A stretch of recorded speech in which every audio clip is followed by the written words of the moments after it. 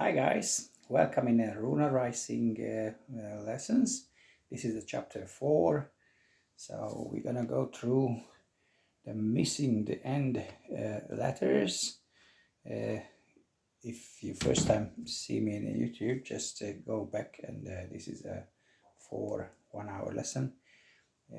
We're going through here we're showing the Latin alphabet because that's what we know, but basically we try to find some comparison examples of how is form fit together with the ancient alphabet, Bronze Age alphabet, or even really early cultures.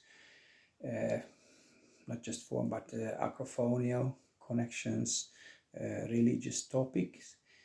Just hunting for if have a strong connection with the alphabet. So just continue with the letters. The next thing what we're gonna explain is the T. The T is the hieroglyph picture, the pictogram of holding something. So the Latin alphabet is a good example. So basically, if a house built up, so this structural connection can hold the weight of the roof. Basically, the original alphabet what we started from looks like this. Is the same power. So even in a house, you can see this kind of structure. So probably the meaning is a verb tart. So when is holding the weight of above, such as is a common used in the European languages for the cake, because the cake is something the tar is filled up with some custard or whatever. It doesn't matter if you move to the Latin language family, the German language family, Vikings, Scandinavians including, everyone gonna say torta. In Hungarian, the torta is a cake as well. Even in a British cuisine, it can be something salty like a goat cheese star. And basically, it's the same conception when we feel something and the kind of cup which is eatable is ready to put our pudding inside. This language example is really showing a kind of Bronze Age thinking and the runa writing.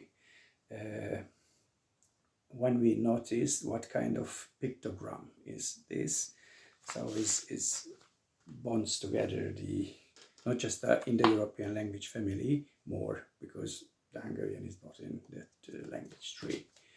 So such as this same example works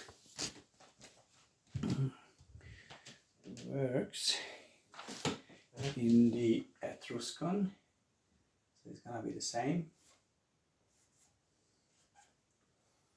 And you see, when I say the Etrusc was a mother alphabet of the Latin, so it's just borrow the same logic.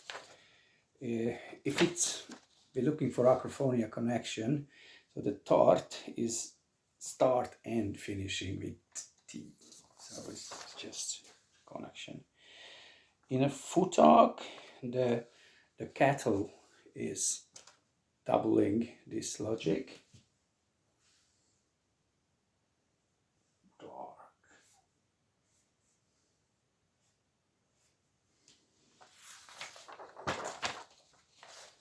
You want to find in a Sumerian with oud or tu or tam. So is a tam.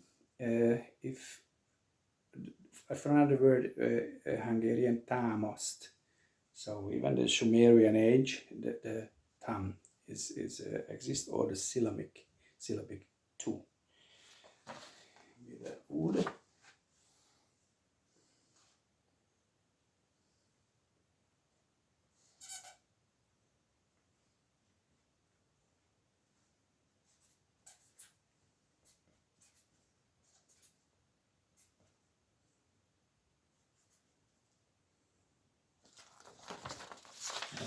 see what I have in a Turk alphabet. The Turk alphabet is N. I couldn't find any acrophonic connection. I used to go to the Google translation and check everything: Azerbaijan, Kyrgyz, Uyghur. Actually, the Uyghur doesn't really work in Google translation. There's no voice there, and the alphabet is unknown for me. But anyway, I couldn't find any, not in Kyrgyz, not in Kazakh. But we can see the same concept is exist with N. The next one is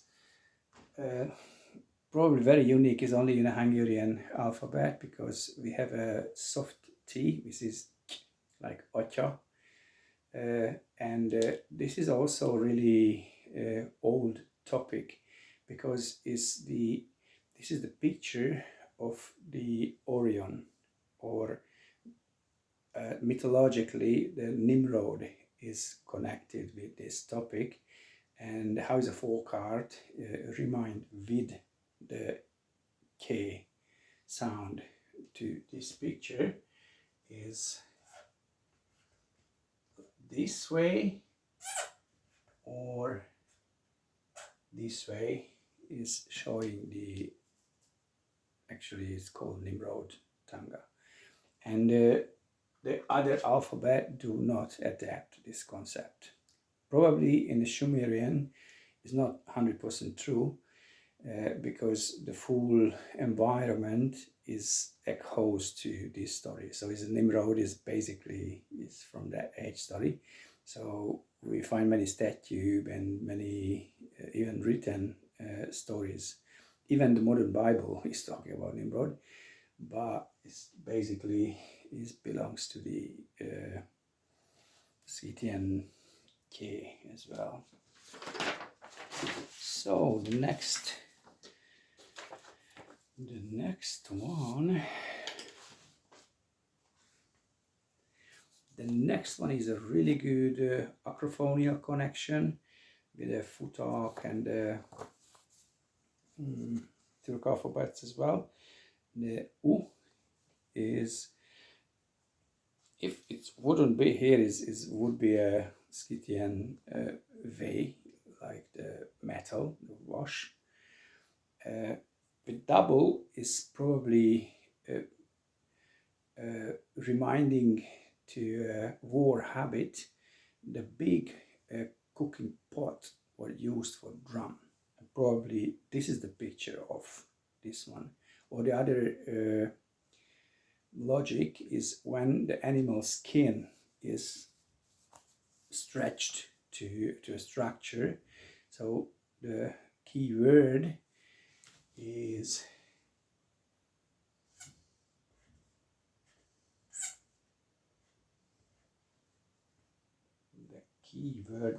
gonna be something drum, or war drum, definitely. Or the other thing which is connected with the other same other topic of the metal. So when I say the Latin M is originally belongs to the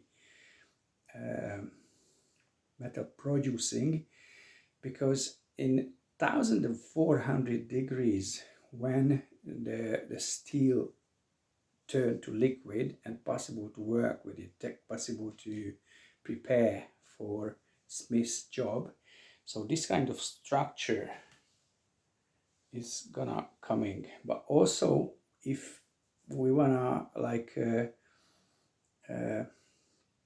try to drink, I mean, try to give a water for a horse, for example, or a cow, or something big, massive animal, we're using this kind of structures. So the vayu is that kind of structure which full of water, and the animals can come.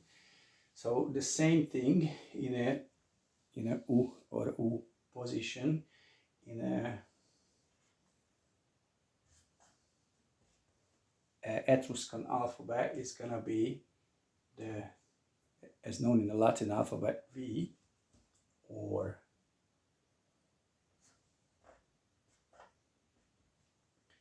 and probably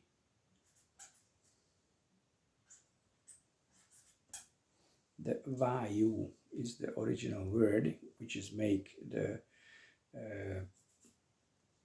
hieroglyph or pictogram connection with this.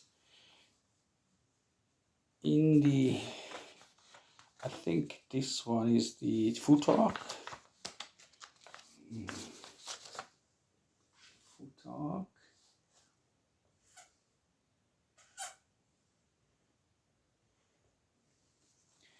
Which is in the top of the structure and is taking the D position, so it's a dagas, especially stopping down, but is up.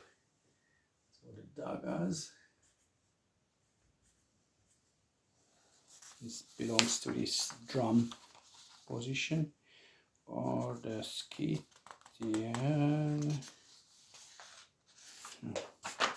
So the Sumerian have the same with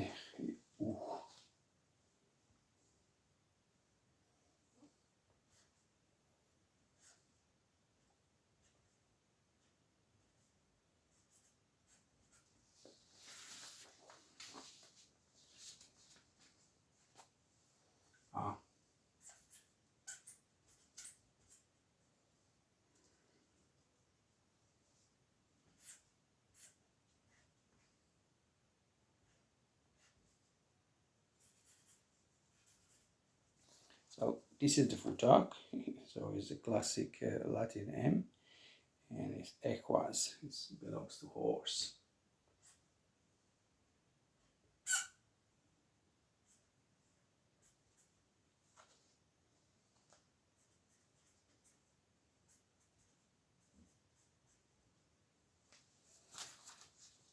The next one is, or just 1 second, in the early Latin text, many times the U doesn't exist, they just use the V, but it is because before the Etruscan have the same habit, but as a picture they have this same meaning. So the next one is the Scythian U, which looks like light from the sky, and the ude is means weather or moment, just a point time. So actually the light in a storm is a quite quick thing. So it's probably this is the original idea.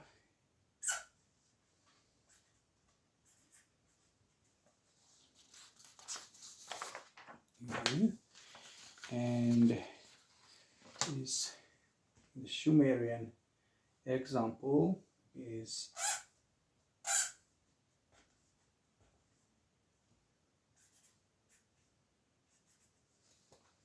Utu, and probably is a reading challenge, because when the first dictionary is talking about how is the cuneiform structure is sounds, they have only just 3 vowel or 4, and as you see in Hungarian we have more than the other European languages, and just slowly the scientific group can agree if one more exists, probably exists at that time.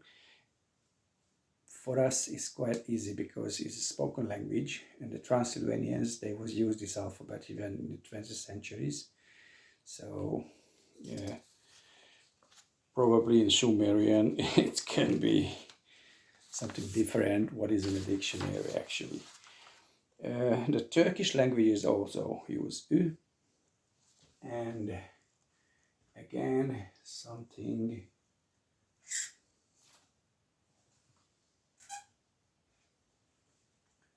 is a similar logic than the Turkish R as well. So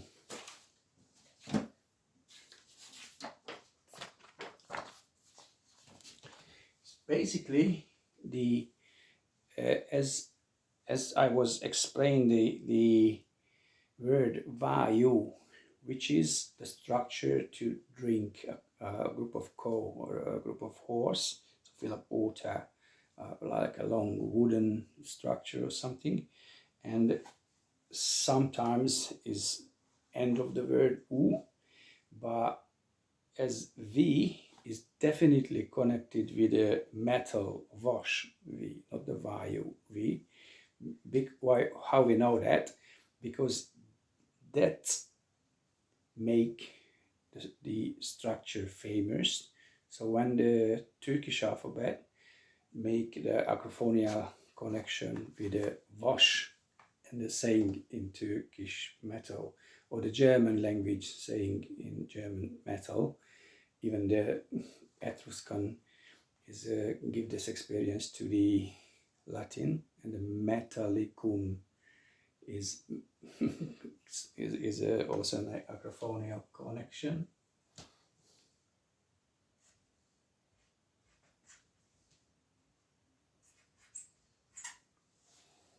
So this is, and also is a double like deep something, because if it's belong to the metal producing, so if this is the key point, how they was make even copper or whatever, is very interesting. The first during the Bronze Age, also they have steel type of metal from the mud of a river. So they burned the soil actually to win a little piece of metal. Quite like if they do it with 2 or 3 times, it was enough for a knife, for example. So it's not a mainstream metal in the Bronze Age, but it exists. And what was their technological innovation in that? The temperature must be higher. So is 1400 degrees is necessary for the metal producing, and the structure, how they was make it full of oxygen and heat that level. So that's why it probably was sharing a technology of how we can get some metal, which was really important in a war, really important in hunting. So even the chariot the coach need a lot of metal. My great grandfather was a blacksmith, so is basically in a Etruscan alphabet. It's happened a double acrophony. So the first and the last position swapped. What was the S in a Scythian alphabet? You see, sharok, corner. So that's swapped to S in a Etruscan alphabet. And what was the V in a Scythian alphabet? It swapped to dash.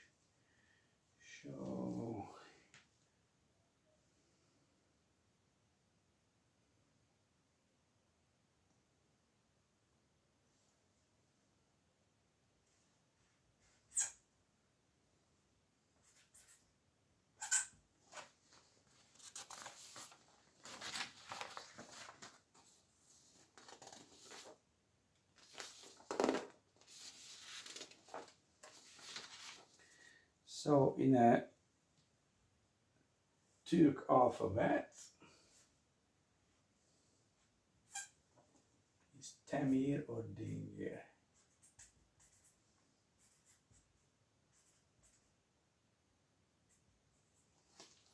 So from here it was T or D.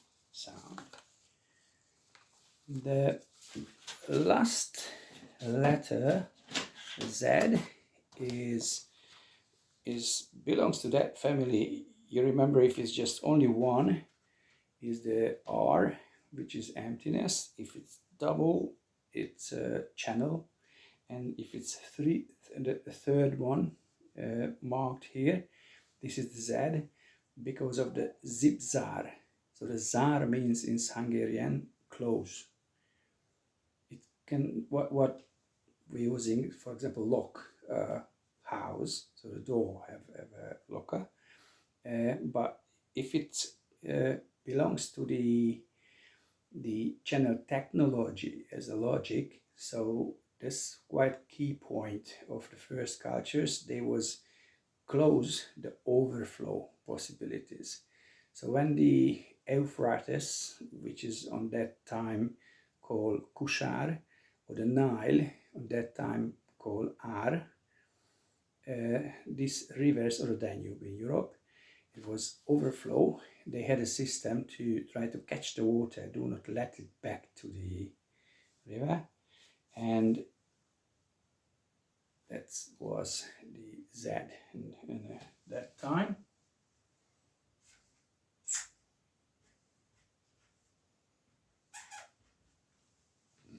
And probably still the Etruscano-Latin Z is going to be in a way to showing the structure, how is closing. The Latin just copied the Etruscan way.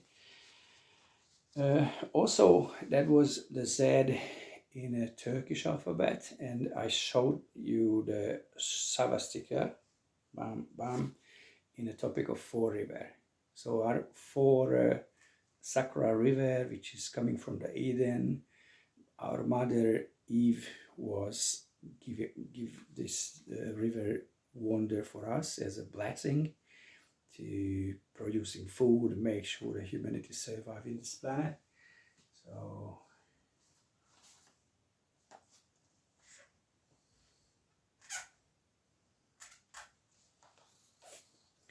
and just remember, if the Ye is the river, so it just simply looks like the Arabic one, but the Shavastika just make 4 times the good, or the river, and this structure is just showing the river which is going there and there, and bam, close it. The same meaning.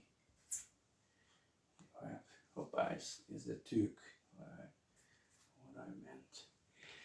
So we pretty much went through all these 4 alphabet, what kind of connections can show, especially religious topic and acrophonia. The last letter was the Scythian.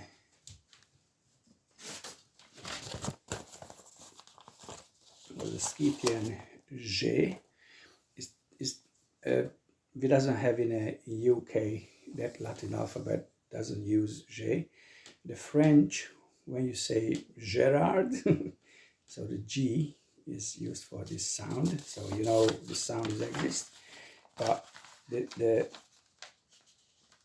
J is really known symbol because of the 60th generation, so John Lennon make it famous as a piece, but it have a massive connection on other alphabets, like the Sumerian. That's how they say food storage.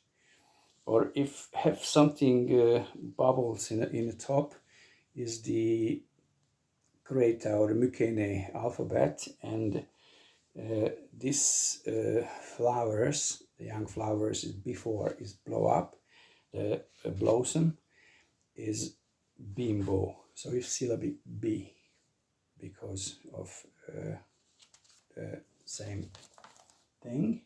So in Sumerian is Ninda, what we have here, and it's really interesting all the, again, the German language family and the Latin language family, even the Slavic territory included, if the reason, so why is R in a futark, is growing up or powerfully young.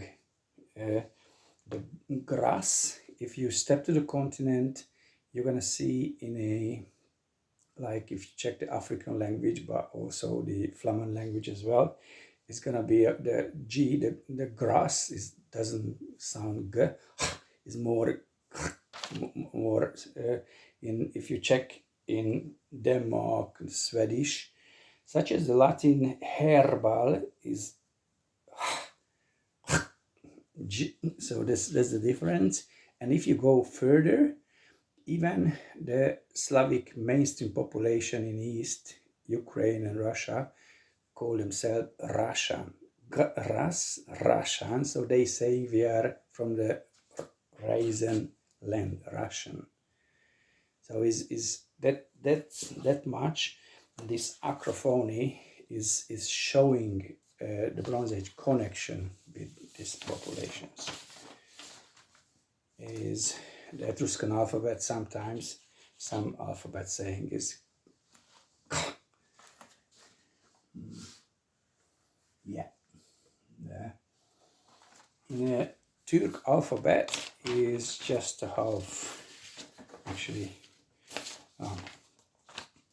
so it's just a half of this, like a T, but the word is showing why is R in a futark, because of the reason. Why is ch in a Turk alphabet? Because of the chimin means a branch of the something flower, or a bunch of parsley, for example.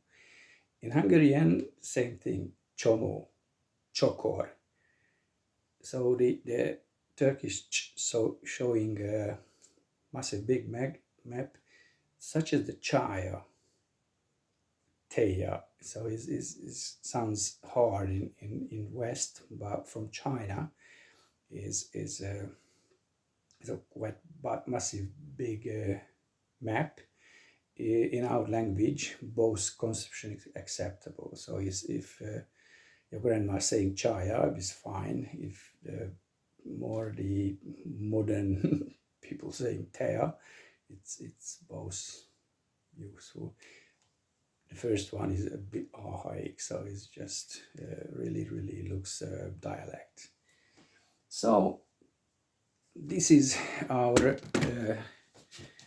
big map about the alphabet connections. Some of them is empty because there's no connection on there, or we couldn't find anything yet. But the connection numbers is massive detail, like massive numbers of these details. So that's why when I see some history criticism like Deniken, and he just went decade by decade, he went deeper and deeper to this topic and find more and more information with more and more point of view. And the same thing happened with the other architect about the megalithic buildings. Gary Beardcliffe is built up massive research about the Mediterranean megalithic buildings, and when he was checking the similarities in Peru and in India, he say those cultures was connecting because the technology is everywhere.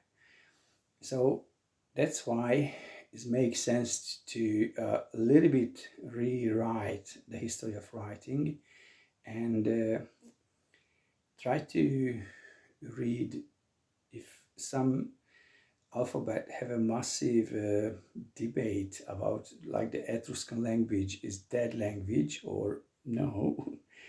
Better to read everyone on this area and is give you a bit more information. if because as I noticed, somehow some people who is officially ruling an area like the Etrusc alphabet, they have not really a big amount of information in their hand, and the criticism is full of really nice point of views, especially when we put these things to the history picture, which is not modern. So before the mainstream encyclopedist movement, which is the last 150 years or 200 years really, so the original history picture is sometimes totally different than what we have in a history book. For example, early medieval English chronic saying the Magyars was called before Wend, was called before Hun, was called before Sarmata or Scythian, and with comma, this kind of informations is by the modern encyclopedist movement became a, we don't understand this, what they're talking about. But there is many research which is talking the original picture is fine.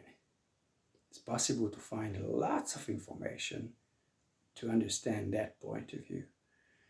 And it's really interesting, the early Christian British ornamentics. So whatever you have in a cemetery, whatever you have in a church, this is showing a kind of knowledge about things which is happened before Christianity.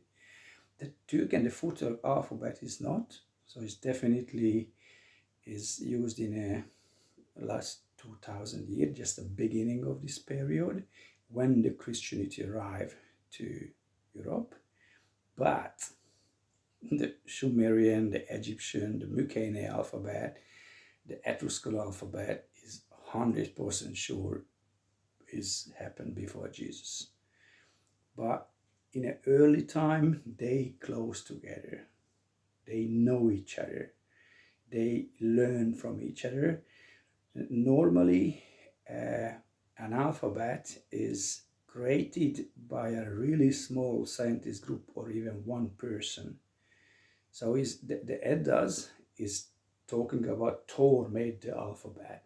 He was in trance and come with runas. Another text saying Wulfila made an alphabet for the German tribes to share the Bible with them. The Greek reporting not even one author, the Scythian Magi coming and force us to create an alphabet to write down how we're speaking. If we're doing that, then possible to educate doctors, architects, religious philosophers, and probably the Greek make exciting philosophers, and they create an alphabet and start to write. So is definitely sometimes as a Latin alphabet changing chapter by chapter a bit, but the main common sense, it doesn't let radically change things. Some nations have no luck on that and have many change on alphabet, like the Uyghur people originally using runa writing, then coming a solved alphabet, then coming a Cyrillic alphabet, then coming a Latin or Chinese alphabet right now. So some nations have many waves to, and the other thing is happening as well. Some alphabet is just useful for another language, and the next one, and the next one, and the next one. But every single sharing point is finally gonna point a very interesting historical time when something happening in the life of the nation, especially in an early time. It's helped a community, a language group to identify themselves as a nation. Sometimes, centuries later, they get their own writing and alphabet. But, for example, in the Saxon country, it doesn't happen with a Latin alphabet when this population start write things. It happened with the footwork. But in education, because it's quite far from the Latin alphabet, we ignore to teach about these things. But it's help to understand how is the connection between the not the Britons, that's another story, but the Saxon wave or a Celtic wave, how is fit to the German Viking picture. The Celtic wave is, of course, is earlier, maybe another 1,400 years former chapter, but they have a massive fusion with the Scythians. The language is showing a lot.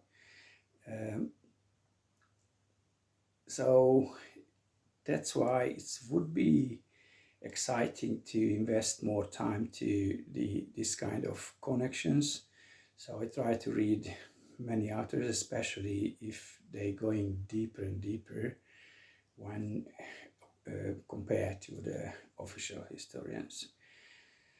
So I'm gonna continue these lessons, and I'm gonna jump to the modern Latin alphabet version. So I'm gonna show you the Spanish Latin alphabet, the Danish Latin alphabet, the British Latin alphabet, the Hungarian Latin alphabet, and we're gonna see even probably the Greek would be a good story.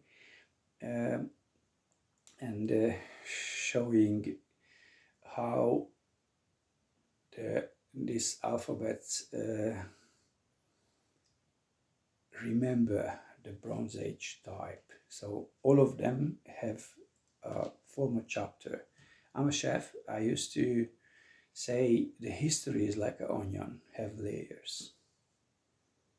And this is just a deeper layer, or many deeper layer than what is common sense for us. The Latin alphabet is common sense for us, but